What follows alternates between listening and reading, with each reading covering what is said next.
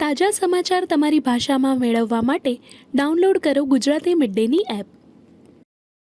धूमधाम एक caper comedy एक जॉनर है, वो बोल सकते हैं कॉमेडी जॉनर है, बट एक आजकल ऐसे कहते हैं कि जो रोम कॉम्स हैं थोड़ा बहुत ज़्यादा इस तरह की फिल्में नहीं बन रही हैं, या कॉमेडी भी जिस किस्म की शायद लोग चाह रहे हैं बहुत ज़्यादा ये जॉनर अभी उतना खुल के नहीं आ रहा है.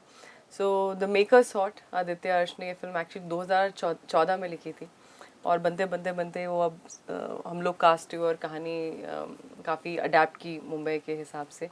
तो कहानी एक्चुअली टेक्निकली एक रात की है, दो लोग जो पहली बार मिल रहे हैं, एक अरेंज मैरिज सेटअप है, बहुत सिंपल, कुछ ज़्यादा सोचने की बात नहीं है.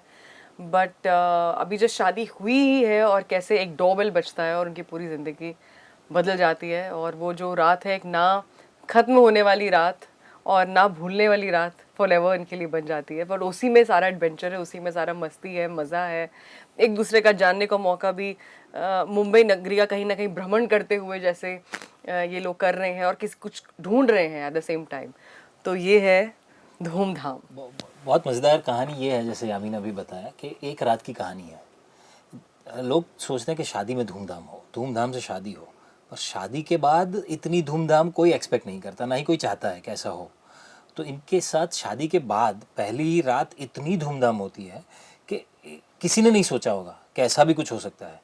तो बेचारे वीर की हालत ऐसी हो जाती है कि उसने एक बहुत ही प्यारी सी ज़िंदगी के बारे में सोचा है, एक बहुत ही सीधी सादी अच्छी भोली लाइफ पार्टनर के बारे में सोचा है, और रात जैसे रंग बदल रही है अपने वैसे फुल ऑन सरप्राइज. सो उसे लाइफ पार्टनर कोयल से भी अलग अलग सरप्राइजेस मिल रहे हैं कि ये सिचुएशन तो चलो है, हो रही है, पर उसके हर एक जैसे सिचुएशन बदल रही है ना, वैसे कोयल का एक नया लेयर बाहर निकल रहा है. तो वीर के लिए तो डबल शॉक हो रहा है ये, और जितना शॉक वीर को मिल रहा है उतना ही ऑडियंस को और मज़ा भी आ रहा है. तो उस हिसाब का ये पूरा मतलब इट्स अ मिस एडवेंचर वाला से भरा हुआ पूरा राइड है. यामी आप कोयल तो नहीं है, कोयल जैसे किसी किरदार को कोई फ्रेंड है ऐसी, या कोई किसी को देखा है कभी आपने ऐसा कोई नज़दीक में?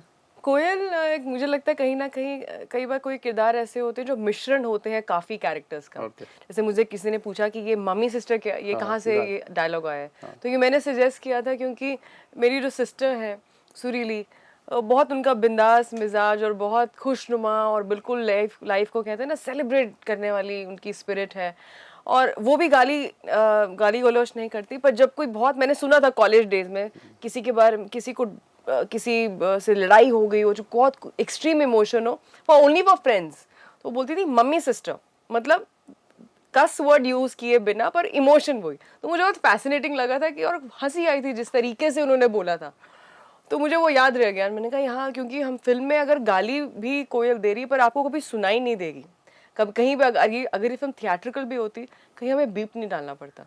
वो एनीवेज जो भी बोल रही हैं उस पर म्यूजिक है, राइट, और कॉमेडी इनके रिएक्शन में है. तो कहीं कोयल कहीं ना कहीं, चाहे वो मोनोलॉग हो चाहे वो सारे सीन्स हो, कहीं ना कहीं वो मिश्रण है हर एक लड़की का. इसलिए शायद खासकर लड़कियों को वो किरदार काफी बाहर आए, काफी पसंद आ रहा है. I'm sure ये इंटरव्यू के बाद सुरीली भी पूछेगी कि आपने मेरी तारीफ की है या बुराई की, क्योंकि वो मम्मी सिस्टर करती इसीलिए कि संस्कारी बनी रहे, बट आपने उनका मम्मी सिस्टर कर दिया. नहीं ऐसा नहीं है, मेरी मम्मी को भी पता है. वो जिस, मैं वही कह रही हूँ, एक बात करने का तब भी एक अंदाज ऐसा हो कि उसमें हंसी आ जाए, वो हंसी ही छूटेगी आपकी, आप उसको सीरियसली लेंगे ही नहीं. प्रतीक आप बताइए, आप रियल लाइफ में कभी गाली वाली देते हैं, कोई गुस्सा आ जाए या ऐसे? नहीं, अभी तक तो ऐसी ज़रूरत पड़ी नहीं कभी. तो नो मम्मी सिस्टर? हाँ, नहीं, अभी तक तो ऐसा हुआ नहीं. हाँ. और मुझे नहीं लगता कि अब इतने साल नहीं हुआ है तो वो मेरा रिएक्शन बनेगा भी कभी. और फिल्म के दौरान कौन किसको तंग करता था, या दोनों आप लोग शरीफ लोग हो, कुछ प्रैंक होता था कोई कभी सेट पे, कोई ऐसा? प्रैंक तो ऐसा कुछ नाइट शूट हुआ नहीं अपने है. आप में बहुत बड़ा प्रैंक है.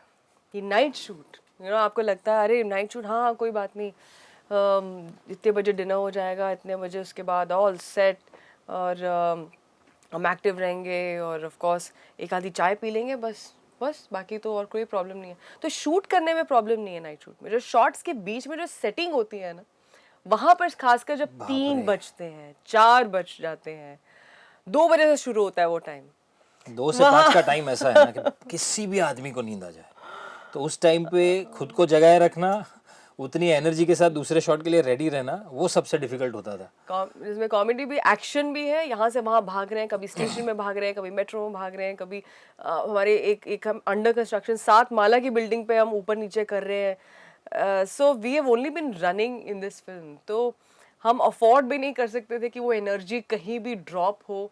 और जहाँ तक तंग करने की बात है, not at all, Prateek is I think anyone who's worked with him one of the best को एक्टर्स जिनके साथ मैंने काम किया है। जितना काम इनका खूबसूरत स्क्रीन पर है, उतने ही सिंपल और उतने ही ईजी गोइंग जिसे बोलते हैं, पेशेंट को एक्टर हैं, बहुत अच्छे को एक्टर हैं। बहुत मज़ा है इनके साथ काम करके। मैंने जनरली ये सवाल इसलिए किया था क्योंकि जो जैसा स्क्रीन पे दिखता है वो ऐसे बिल्कुल उलट होता है। इनकी भी गर्ल नेक्स्ट डोर वाली इमेज है, आपकी भी बहुत प्यारे से कॉमन मैन की, वो स्कैमर वाली इमेज की बात नहीं कर रहा हूँ मैं। नॉर्मल लाइफ में आप लोग एक दूसरे को तंग करते थे या नहीं करते थे? जब डिसिप्लिन में काम किया और आगे बस।